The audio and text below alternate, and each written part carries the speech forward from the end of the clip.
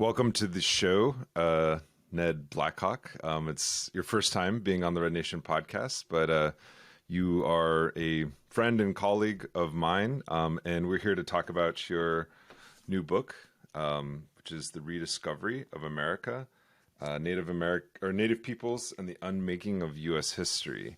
But before we start, Ned, do you want to just maybe talk a little bit about yourself?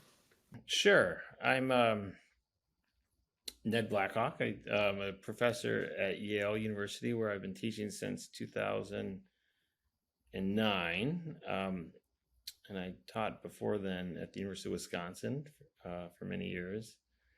I'm an enrolled tribal member of the Timuc tribe of Western Shoshone Indians in Nevada, and spent much of my early academic and kind of young adult life, if not career, trying to make sense and study in certain ways the kind of history of the Great Basin, which formed the large basis for my first book. And since that work, I've been doing other things and coming to realize the kind of necessity to keep working to build larger consciousness around Native issues in these types of institutional spaces. Yeah, there's a lot to be said about Yale University, but you and I first actually met. I don't even remember the year. It was when you were at the University of Wisconsin, Madison, and I was driving through with my cousin, who was actually in the middle of a breakup. And we were driving cross country to take his stuff to I think somewhere in New England, Massachusetts, somewhere. But it was a whole ordeal, and I just randomly stopped in. I think it was even during the summer months, and I was like, I wonder if Ned Blackhawk is here. And you just happened to be there. And I remember you gave me a book, and it was Alan Taylor's American Colonies. Very ironic now. Yeah. Not sure why I would have given you that one, but maybe I was teaching it or something. I think you just had extra copies around. Yeah, I do remember that summer. I think it was probably the summer my first son was born. I think I may have been teaching, but at any rate, it's been nice seeing your academic career and scholarly and public life kind of flourish and evolve in the ways it has. And, the Red Nation is very popular with our students here on campus. So I think I first learned of that creation maybe 5 or 6, 7 years ago with some of our students who had Red Nation, I think, stickers on their computer. Oh, cool. Yeah, the reason why I tell that story about us meeting is because I think I was finishing my master's degree, and I was really like, I didn't have a lot of direction in terms of what I wanted to do. And I was in history and didn't have Native historians teaching me. There was no Native history taught in the program that I was in. It was a very conservative, not just politically, but just academically conservative, history program. And I was just kind of really inspired that, like, I was like, after that meeting and, having read your book, Violence Over the Land, I was like, I think I need to be trained by an actual Native historian, which is pretty rare. And maybe you can talk a little bit about that, because I think for a lot of people who are listening, it's, history is a strange field. Anthropology has had kind of this like come to God moment with Native studies and Indigenous studies. History is sort of, but not really, had that kind of moment. And maybe you can talk a little bit about your experience coming through, history departments and being actively involved in the field. It's interesting that you shared your kind of perspective about your early graduate experiences, because I don't think I knew much about that. And I obviously know about your time in New Mexico and working with Jennifer and others there. But I almost feel like many of us have had to go through very similar types of often disorientating and or unsupportive types of institutional training and/or experiences. So that's changing, and the creation of the Native American and Indigenous Studies Association has created a really nice kind of international academic community that makes visible not just the kind of presence of Indigenous scholars, but the presence of Indigenous students and mentors, and that those types of relationships become more evident.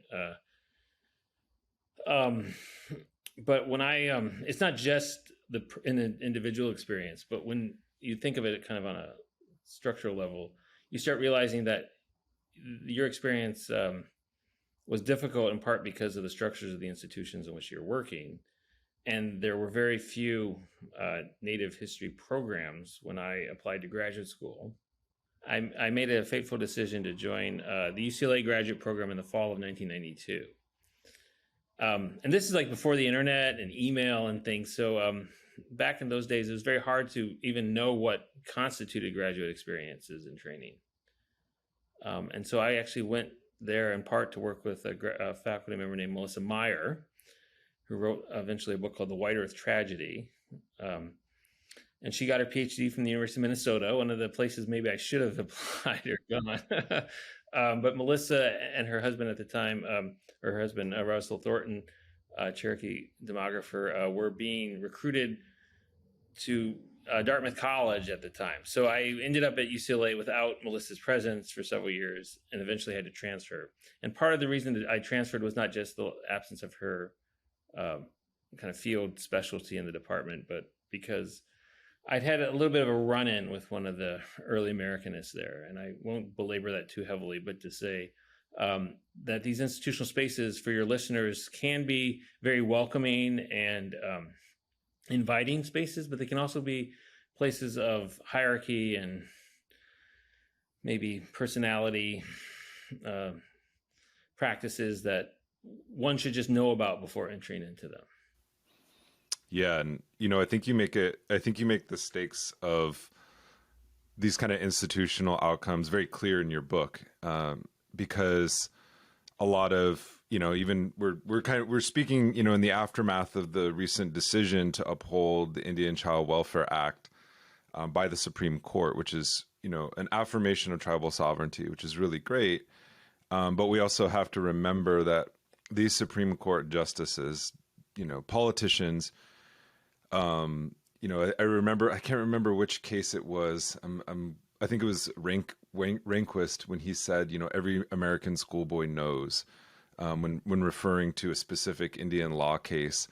And he was basically referring to the kind of sort of common sense that U.S. citizens, have around their own history, but also their lack of knowledge or perhaps their miseducation around American Indian and Native history. And that books like yours, may be the first time that a lot of readers who maybe, may come into positions of prominence later on encounter Native history. And so how important, incredibly important those kind of interventions are, because sadly, in the United States, most students don't encounter any kind of real history of the United States within their primary education, their K through 12 education, unless they're really lucky. They encounter that when they go to university. And, university is often kind of written off as something, an elite space but it's a, and especially for Native people, it should be a right, that we do get this higher education.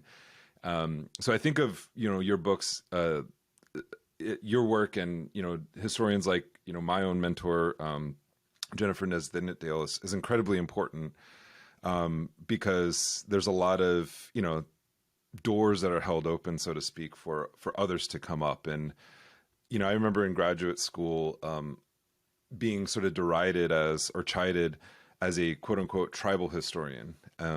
Oh, you don't do the big history of U.S. history, you're just a tribal historian. But in fact, my specialties were, nobody knows this, but my specializations were Western European history and post-World War II U.S. history. Like those are my two kind of areas of specialization, because I couldn't even specialize in Native history. Right. I teach a class called Writing Tribal Histories, Yeah. and I've started I started incorporating your book into it. So maybe there's some nice kind of justice of some kind in that form. But I actually think tribal histories are really, really kind of foundational to the field. Yeah. And I think many of us come to want to be native historians partly because of our own relationships with our families and communities and nations. And so I don't think of my first book as a tribal history, but it was kind of partly inspired by wanting to understand tribal histories. But the profession does kind of want you to do different things at times. And so navigating those challenges can be hard. And having peers and friends or mentors is kind of essential to some of that activity. It's really, it's funny because I've been asked a few times about where the title means, and I kind of have been trying to tell people there's this incredible profusion of scholarship that has occurred in the last generation or so, and there used to be kind of strange marginalization that one thought you can master the field. Like you would say, okay, I'm going to do native history and write a literature review or something, and you say, okay, and now I know it. But it's no longer a field that has really the capacity for one. You can't really be trained sufficiently in it. It's so overwhelming now, and so Yeah. it's become like this. And now it's comparative. It's transnational. It's methodologically different. Your work about infrastructure, and others about like language sources, and there's just so many new perspectives being brought to bear on it. It's really quite an exciting, if at times kind of overwhelming challenge. Yeah, and one of the kind of central questions in this book, in Rediscovery of America, is you write, how can a nation founded on the homelands of dispossessed Indigenous people be the world's most exemplary democracy? And you go on to sort of lay out a framework of popular and academic histories about the United States, specifically in the progressive vein, and looking at the so-called original sin and the founding of the United States and locating that within the institution of slavery.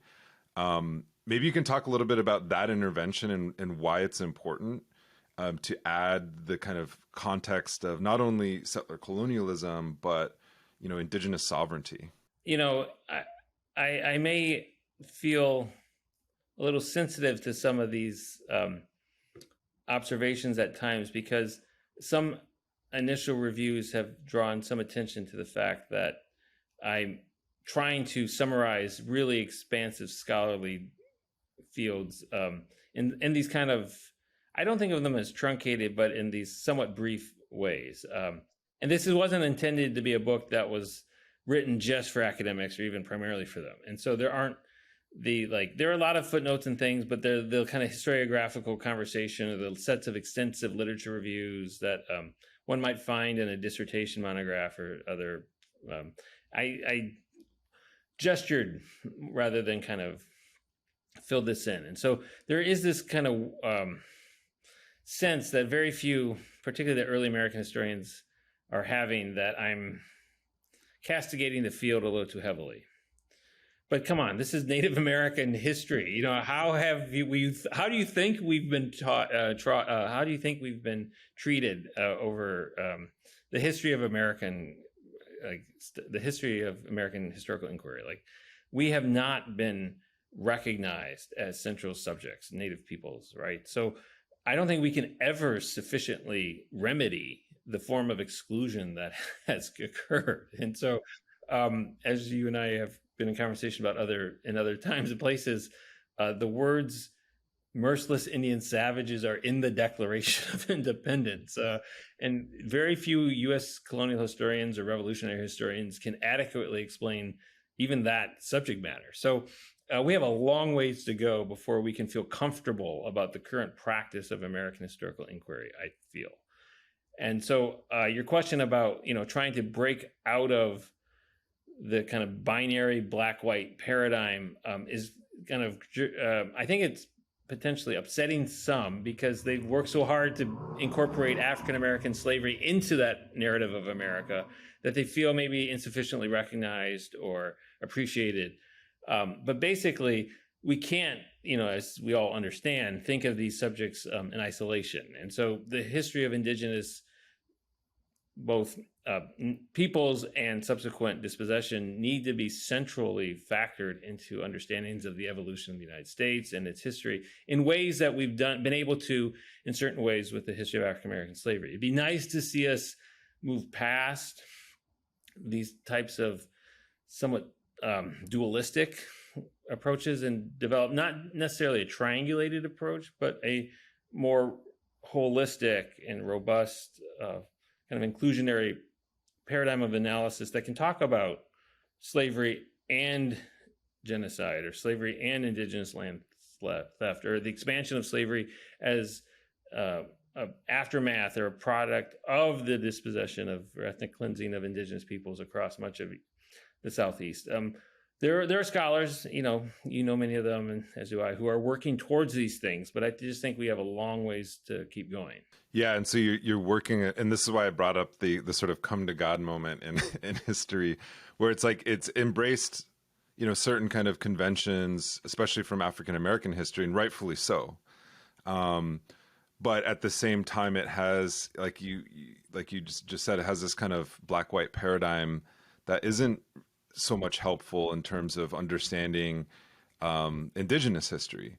And Indigenous history, I don't think commits the same mistake in many ways of doing sort of a native white paradigm, but sometimes it can be, when it's done in, especially in the context of like settler colonialism. I've seen some studies that aren't necessarily holistic in the sense that you're talking about, but the history that you lay out, I think, is incredibly important, especially the early sort of American history and the foundings of the Constitution. And there's some really great, lines in here.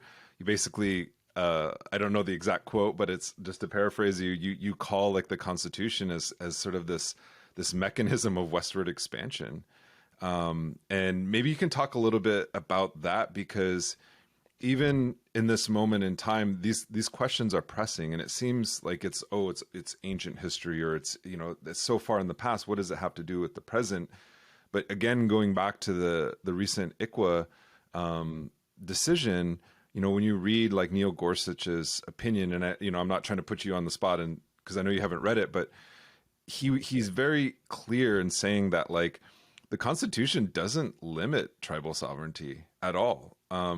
And if you're a conservative, constitutionalist and an originalist and a textualist, we actually don't really know, we've been applying this constitutional principle without really understanding the history here.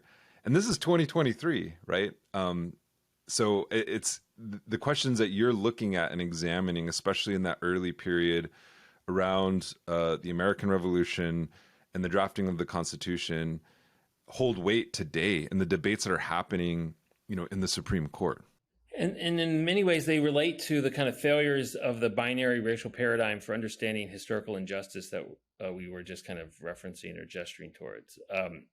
ICWA, which came out yesterday, while I was off with my son doing some things, I didn't have time to really fully digest. But I understand that certain elements of the ruling have kind of upheld certain kind of doctrines, but others remain undetermined. And so it was a 7-2 majority opinion written by Justice Barrett.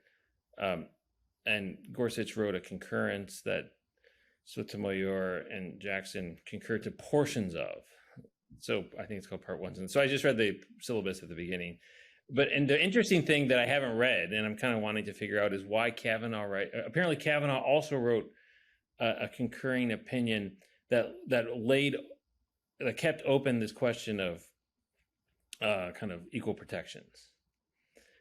And so the big question that a lot of us are worried about with this case, and potentially others that would be like them, or like it, would be the question of whether or not the Indian family or Indian hiring preference in Mankari or any type of kind of constitutional or legislative recognition of Indian distinctiveness is at odds with these equal protection concerns that come out of the 14th Amendment and other civil rights struggles for rights.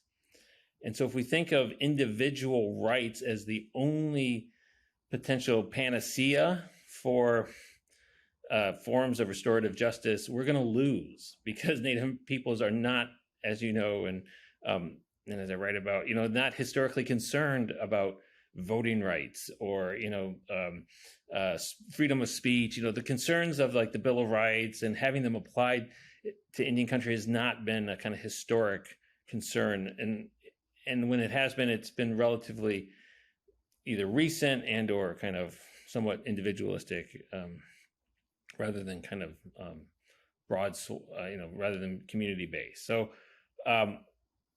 the Indian law policies have kind of fluctuated in part between accommodation and assimilation for so long, because there's not a kind of clear alternative prescription or kind of constitutional place for Indian sovereignty as opposed to individual rights. And so we're seeing, in a sense, a struggle between kind of visions of constitutional distinction in which individuals are suing essentially legislative remedies for histories of abuses that communities need to protect themselves and their families and their children. So it's a really interesting but also kind of troubling space, because so many are unable to see alternative forms of kind of political activity or constitutional distinction. So I'm really excited that many more people are having these conversations. It took me a really long time in my life and career to make sense of them myself, partly because I'd never been to law school. I don't really,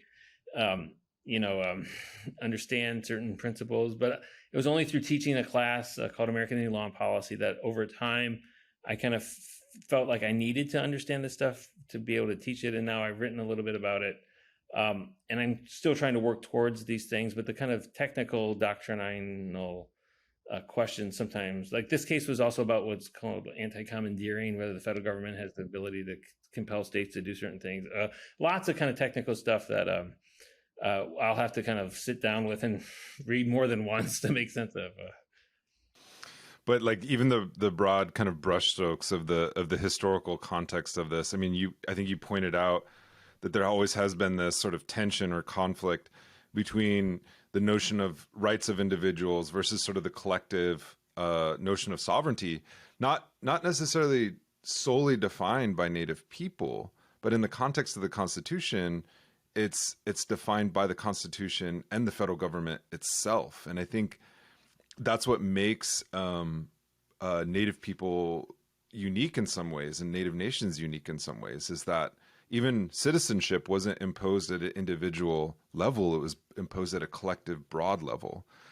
Indian policy, while there are sort of, there's civil rights and things like that, but collectively, tribal sovereignty is defined it's defined collectively.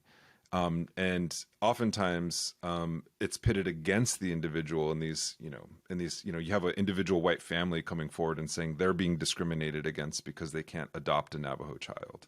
And it's really hard for a lot of folks who've never encountered these subjects to make sense of them, because it sounds somehow, I don't want to say un-American, but there's a certain sense of injustice to it. Yeah. When you hear that a tribal community has the capacity to determine its own membership, we all will agree that that's a necessary form of sovereignty. But what then happens with intermarriage or interracial marriage or kind of generations of kind of descendancies? How do we remedy these or kind of make sense of them? It seems like that could be considered a challenging kind of political practice when it involves things like housing or educational benefits. There are a lot of ways in which this subject needs to move out of the kind of anecdotal or individual and understand the kind of presumption that tribal communities have this authority. It's enshrined in part in partnership with the federal government through various rulings and policies, and tribes have fought and suffered tremendously in order to uphold them. And so if we come around and start tinkering with the mechanics of these structures, as outside legal analysts or practitioners of some kind, we have the capacity to do really extensive harms, because some of the biggest harms, as you know, in Indian country have come from those who believe they have the best interests of Indian people at heart.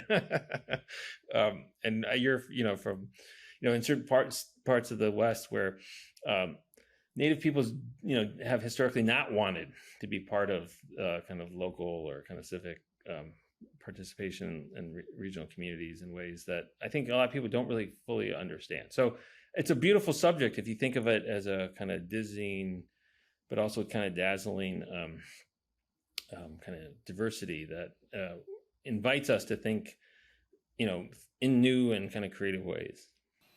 Yeah, and one subject. Sorry to get. I'm just kind of thinking about this, and we should talk about the book a little bit more. But this is an interesting. It's on my mind because it's current, news. But I was thinking about this even with the cases of people alleging to be part of tribes or have connections to them, and those are individual claims, and it's frustrating sometimes to even talk with very highly educated right. people to explain that that's not an acceptable standard, because you could claim, to be a citizen of the United States, but do you have, does the United States actually claim you? You can go back and forth about this, and it is like what you said, it can be incredibly damaging when you're rendering, the kind of collective group identity of nations of people that are codified within law, that are codified through treaties, that are codified through all these kinds of agreements, and that have pre-existed, the formation of the United States, and then to come in and say, well, I have a family story, or, I have a distant relative, or, as if that trumps the kind of, all this other kind of superstructure of tribal histories, of legal traditions, of politics, of sovereignty.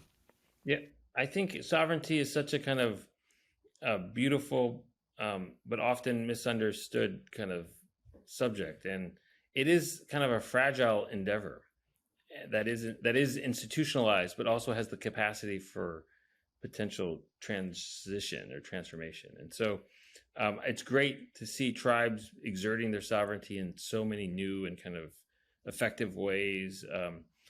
But as you know, these are not often communities with the same kind of commensurate resources or forms of employment or educational attainments. And so our concerns as a nation, I think, really have to become, as a United States, that is, need to become more sufficiently directed to remedying the kind of everyday structural forms of underemployment or economic and housing and educational inequities that pervade so many spaces. So we end up like in these kind of individual, that's the whole thing about these individual rights and these sense of grievances, is someone can say like, they're a descendant, or they remember being something, and thus they're eligible for something, perhaps employment or educational admission or something.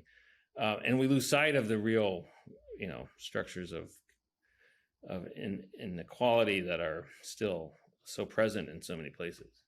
And, in this book, I think you foreground, it's not, there's been texts that have been written about like the settler colonialism of the United States.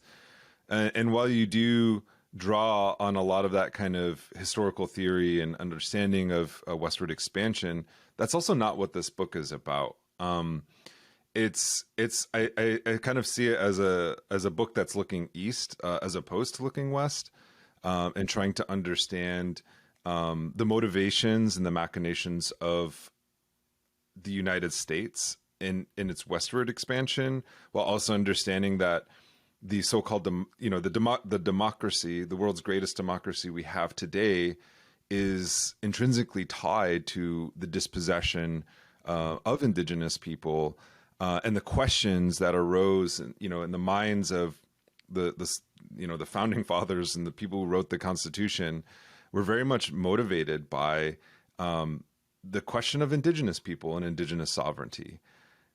Yeah, it's really a fascinating, what I might often describe as a double erasure. The founders knew, as I think nearly all 19th century American state leaders, that Native nations remain present allies or antagonists, determinant agents essentially in the world, the multipolar world in which they lived. But subsequent historians have erased that understanding so sufficiently that we're left with the one-dimensional, essentially the simplistic. And so these subjects were not only so central to these histories, but they've been erased in ways that have left us with very empty categories of analysis. And so the book does draw on some of the themes of like settler formations and kind of the literature on Anglophone expansion.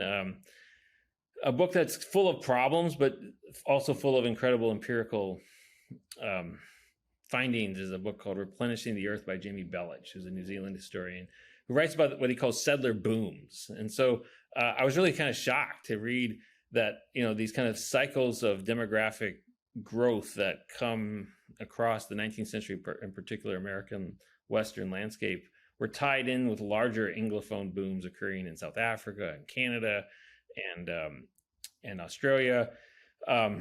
He really goes after American exceptionalism for kind of prioritizing and thinking of a city like Chicago as being so kind of unique as a 19th century metropolis forming so quickly, and says, in fact, it's much like Melbourne at the same time, or South African urbanization practices. And they're fueled not by ingenuity alone or kind of intrepid individualism, but by large demographic changes occurring in things like infrastructure and food technologies. And so I'm drawing on those kind of settler colonial studies in a sense to kind of try to frame some of these histories, but do so in ways that try to highlight the contingent nature of these formations, as well as the presence of indigenous actors in their formation. And I think settler colonialism will kind of continue to evolve to a paradigm that will be a little more responsive to kind of the localized presence of indigenous agents or of indigenous agency, rather than the kind of power of settlers to eliminate native peoples. So those are kind of somewhat theoretical debates or conversations that are occurring. But this history is kind of, it's really hard to see how the 13 independent states of the United States in 1783, it's hard to not see their quadrupling throughout the next century as as a small historical factor. And so Native peoples are at the heart, essentially, of every form of American expansionary practice, pre-revolutionary and post-revolutionary. And so I'm, just trying to bring together the findings of so many others, yourself included, when we talk about 20th century infrastructure, the Pick Sloan Act, and the kind of flooding of, because, it was not obviously your task, but I was really struck to see all the kind of infrastructure studies of the kind of Cold War era, kind of not saying the same things, but seeing similar practices and dynamics. And so there's, as you know, there's incredible kind of Cold War infrastructure that comes around extractive resources, in which, again, indigenous lands and bodies and resources are central to the evolution of uranium practices in the Southwest or hydro development in the Northwest. So somehow Indians have been left out of the narrative of so many of these phases. But if we think of these familiar subjects, American expansion, the Civil War, the Reconstruction era, the Progressive era, even like things like suburbanization. Andrew Needham's book on Phoenix kind of highlights, in part the kind of centrality of the Navajo Nation's resources to the growth of the American infrastructure grids of hydro or electricity. And so, there's no way, we should not see Indigenous history as central to so many of the conventional narratives of American historical study. I think one area that a lot of listeners and readers might not be familiar with, because there is such a, I don't want to call it a revision, but there is such a sort of niche, I guess, in historical literature around the Civil War. And, you document pretty well, like the atrocities that the United States committed on the frontier, and specifically people who were ostensibly fighting for the Union Army. That's an element that is, largely ignored, but it's structured by this previous history of, when there were debates and clashes and conflict around whether or not a state would be a free state or a slave state. The question was always assumed that, well, it was, we're just going to form this territory and then a state out of indigenous territory in the first place. And you don't often see that discussion kind of preceding the even the discussions around abolition or the expansion of chattel slavery. And I guess, what do you want readers to take away specifically from that Civil War moment? Because it does seem, I can just think off the top of my head, and the things that you named in this book is like, you have the U.S. Dakota War, of 1862. You have the Navajo Long Walk. You have, a lot of wars against the Apache people in the Southwest. There's stuff going on with Comanche. So why is it important that mainstream society and broader society understands the Civil War in this particular way through an indigenous lens?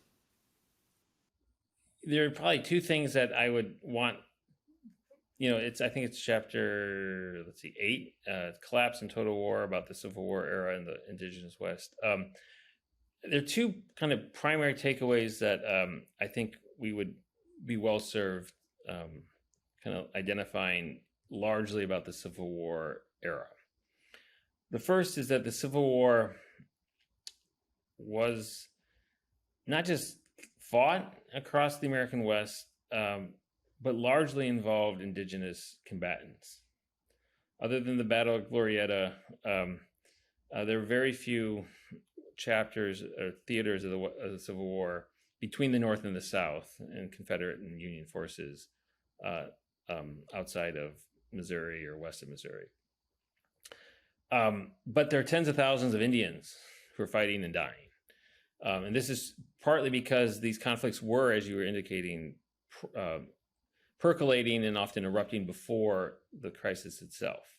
And particularly in a place like California, where state militias had been targeting indigenous peoples since the early 1850s and getting funding from the territorial and then state government. I don't know if actually the territorial government officially funded them, but they've certainly encouraged it. So the territorial, then state, and then federal government starts funding state militias essentially to kill Indians who have been, periodically taking their cattle or marauding their camps at night, or, very small scale, relatively, crimes, if we want to use that word, or kind of grievances, were precipitated this just incredible organization of violence against Native peoples, particularly in Northern California and the Sierra Highlands, in places like Humboldt County, or and I'm drawing on other people's findings. But so the war is fought across the West, California, the Dakotas, or the Dakota War, Sand Creek, the Bear River, the Long Walk. Many of the most familiar massacres of Indians occurred during the war era.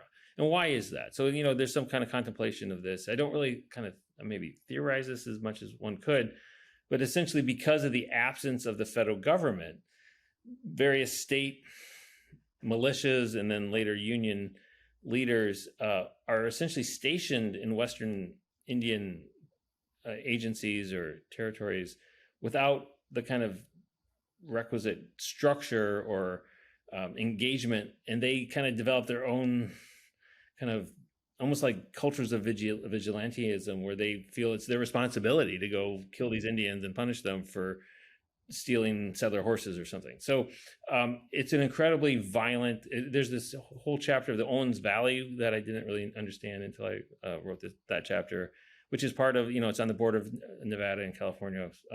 And so there's like all these kind of chapters and theaters of conflict. There's also a more familiar conflict between the Cherokee. Basically, a civil war within the Civil War is occurring across the Cherokee Nation. And the Cherokee and many other 5 civilized tribe members do join the Confederacy, in part because the Confederacy has forced them to abrogate their treaties with the federal government and swear allegiance to the Confederacy. And many, I think Stan Wadey is the last Confederate general to surrender, and he's a Cherokee leader. And so there's a kind of incredible kind of chapter within a civil war within the Civil War occurring among the Cherokee. So all that violence is also occurring in the West. It's not commensurate with the level of life lost in the East, of course, but it's still nonetheless occurring. And perhaps equally important, it's tied to what comes next, which is the growth of the federal government's authority during and after the war in ways that is really kind of lost in the kind of current study of the Civil War and Reconstruction. The federal government adds so many new states and during and after the war that it radically reconfigures the kind of structure of the national government. And all of a sudden, there's a kind of permanent, almost a Republican majority that begins just passing new laws and doing all kinds of things that create a kind of incredible kind of chaos throughout the post-war era, where you simultaneously have kind of continued treaty negotiations in the 1860s that have some of the most important treaty ever entered into by Native nations and the federal government, but that are subsequently followed by new congressional laws that abrogate and radically undercut them, among the Lakota perhaps most famously. So how can we make sense of this?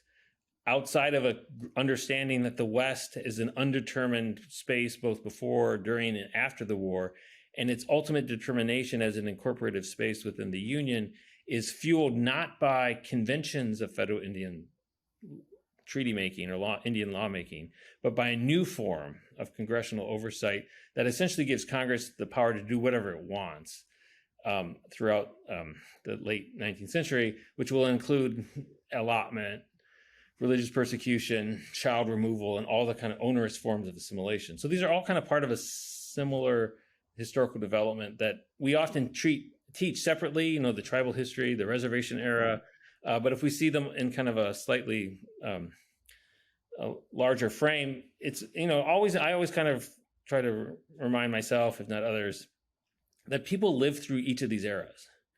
You could have been like a teenager, in 1850, lived through the Civil War, experienced the growth of the federal government, experienced the reservation era, then saw maybe your children taken to boarding schools and, and your land's a lot. You could have lived through all of this yourself. But as academics, we teach it as a kind of history of segmented or separated subjects, with the Civil War often forming like the crucible or the kind of midterm of American history, when in fact there's a lot of continuity throughout it.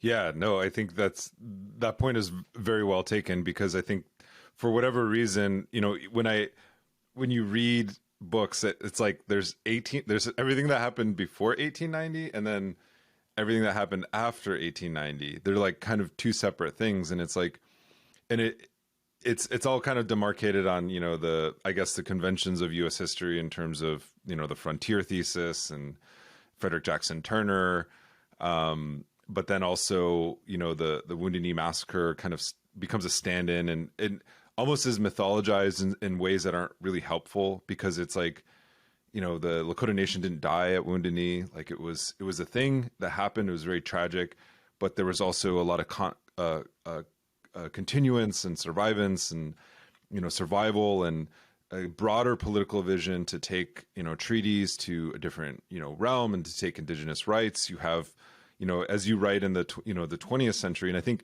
this is interesting, and I wanted to get your perspective on this, because when I was writing my book, I never intended to become an expert on 19th century history, and now I'm kind of forced into that, and I'm still learning a lot because I wasn't trained on it.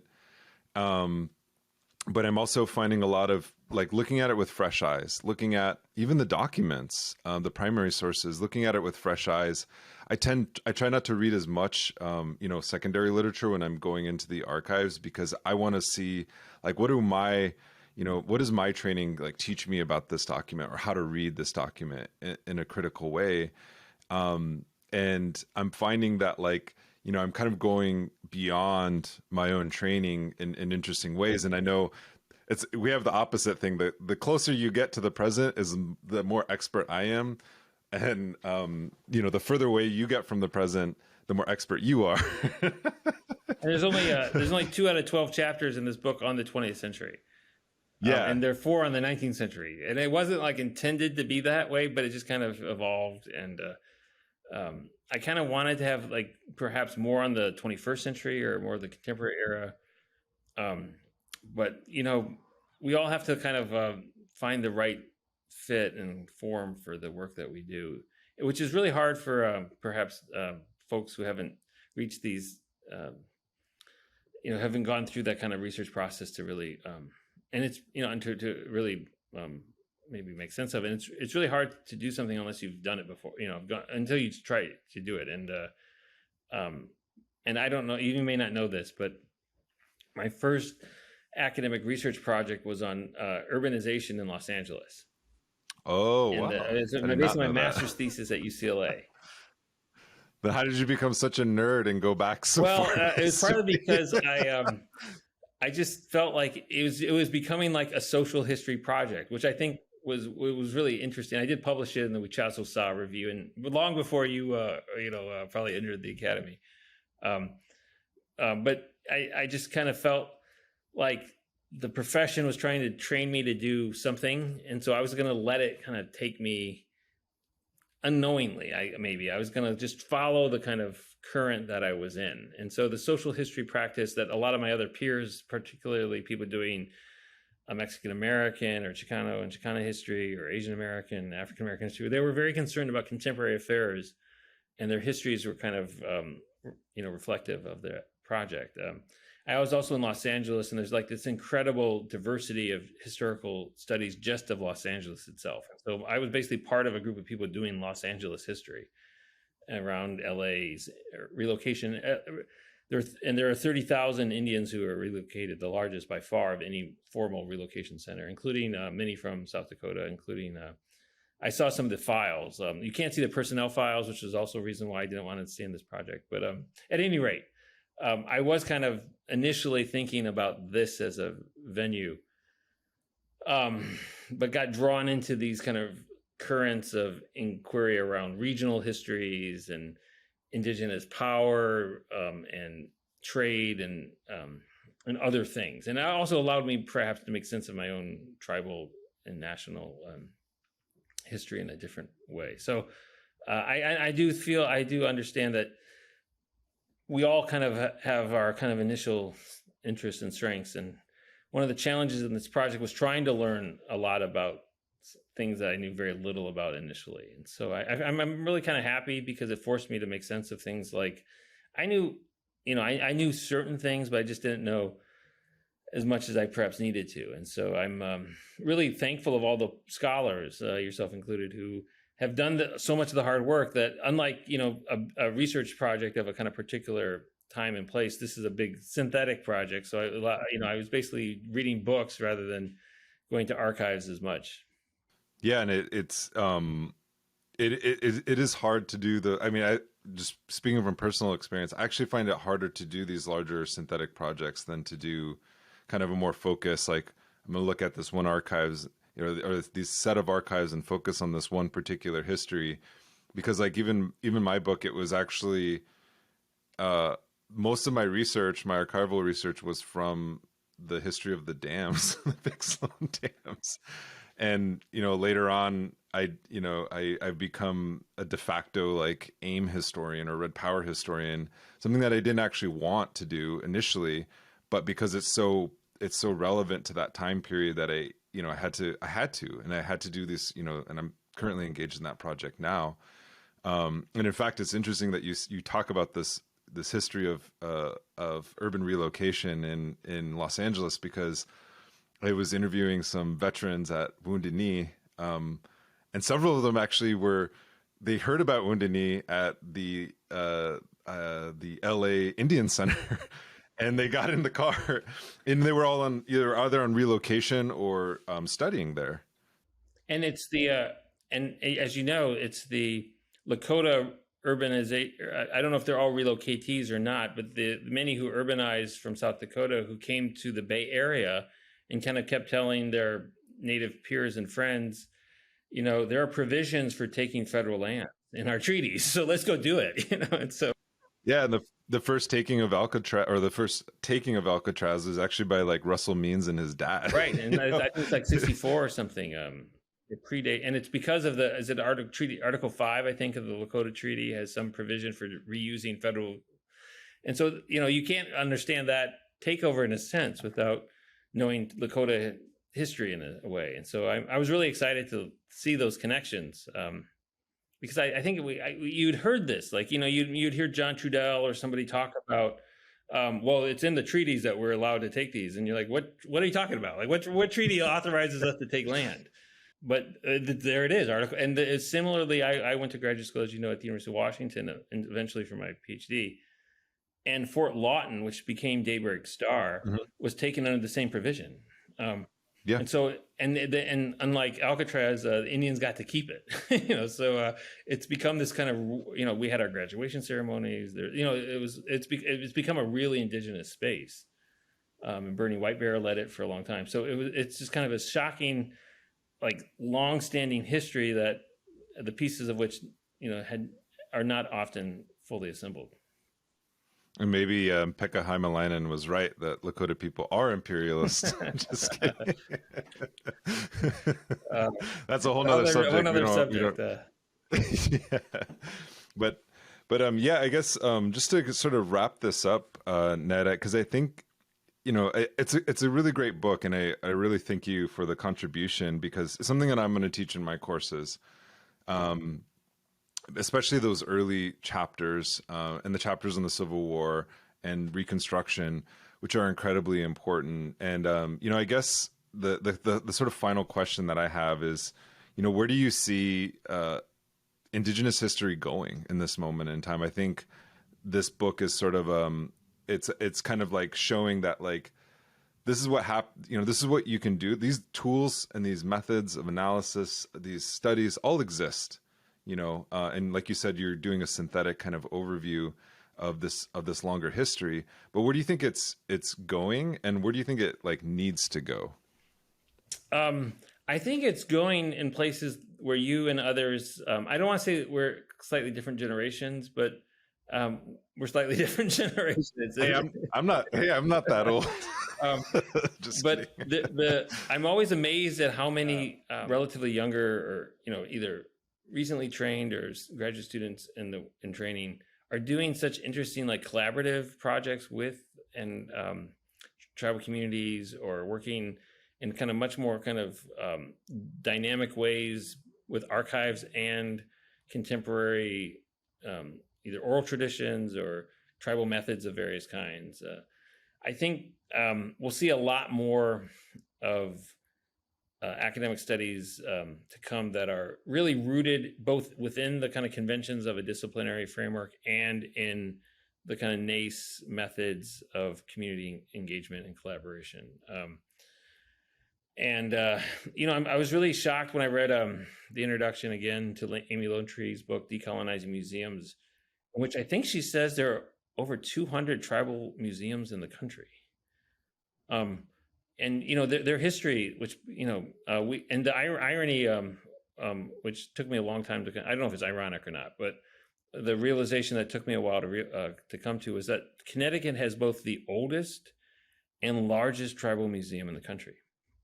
So literally within 45 minutes are two tribal museums that embody different phases of that history. And so, that's a kind of historical project or museum studies project that, someone could essentially do a lot of interesting work with, like the history of tribal museums. Some of the students I worked with here are doing interesting histories around Indigenous architectural projects, cultural centers. and there's this, kind of like the history of tribal communities more broadly, there's this incredible flourishing of indigenous um, community development, essentially, that could be much more kind of fully understood or communicated. So I don't know if that's like a deeply, but if that, in that type of project, you would probably get to work closely with the Cherokee Museum community leaders who can tell you, the kind of theories and philosophies that are embodied in their structures and exhibits. And so I think understanding more clearly how tribal communities view their own histories and bringing that into a kind of dynamic, hopefully, engagement with the United States, more conventional paradigms might be kind of an interesting project. So that's where kind of I think the field is going. Where should the field go? I'm not sure. I think there's a lot of utility in these types of overview projects, partly because you can teach them, you can invite like students perhaps into the field in a new way. I was really excited when Willie Bauer co-authored the We Are the Land, the recent study of California Native history and a kind of totality, a field that had like historically overwhelmingly been either about just the missions or just about the gold rush destruction and very little else. There are over 100 federally recognized tribes in California. We need to know more about that subject. So I'd like these kind of regional kind of synthetic type projects.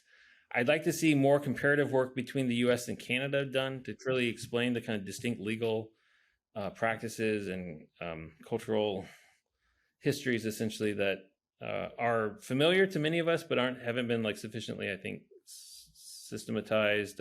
We all go to NASA so frequently that we're, often in conversation, if not annually, but throughout our correspondences and careers. It'd be nice to know more about these histories in kind of a perhaps parallel and similarly, I think we as a field of Native American and Indigenous studies scholars are trying to make sense of and incorporate more studies of Latin American Indigenous histories, but it's also very hard because of the national histories, some of the linguistic or archival differences. And I'm not sure where those conversations will go, but I think we'll all benefit if we're participating in them. Yeah, I think that's a really great kind of overview of the field. There's a lot of exciting stuff that's coming out, and some of it, like I think you said this at the beginning, it's hard to just encompass all of it anymore. You can't just, the overview histories are great, but you're always, when you do these overview histories, you're always missing something, Oh, yeah. And it's not to be comprehensive in terms of including everything, but I think that's more of an indication of the growing strength of the field, than an indication that it's, that doing overview histories is somehow different. I think I saw that you once commented that there were over like 275 Lakota, like either authors or historians, there are like bodies of scholarship within tribal communities as well, that aren't as sufficiently recognized maybe outside of their communities. Yeah, that was part of the what was formerly known as the Oak Lake Writers Society, and now more probably appropriately known as the Oceti Writers Society, has undertaken in sort of doing this bibliographic work, led by a colleague of mine, Sarah Hernandez, in her book, We Are the Stars, which actually, I'm not a lit person. I'm like really not a lit person at all, but I really found her work compelling because she even shows somebody as well known as Ella Deloria still has unpublished manuscripts. And she goes and visits these manuscripts, and it just shows you the kind of breadth of the archive that exists still to this day. And there's still more work to be done. And I just really appreciated, her book. If you can, should invite her out to Yale. I've heard that we're very excited about that work coming out. Yeah. But, well, Ned, I really appreciate you taking the time. It's always good to talk with you. We'll drop some links about the book in the in the show notes for everyone to check out. Yeah, and I don't know if you have any departing words or where people can check out your work or anything that you want to uplift. For, I don't know if it is worth noting, but the press is having a 50% off sale at throughout the month of June, I think. And so there are a few other books by some of my native studies colleagues like Josh Reed and Beth Piatoad and others published here at the press. It's kind of an exciting time to be doing native studies and finding text. I don't like reading books on computers. I'm kind of old school that way. So I really like having, as you can see, material objects. So I'm really excited that we're at the point where there's so many people having these types of conversations, and appreciate all the leadership that you've given to so many in this regard.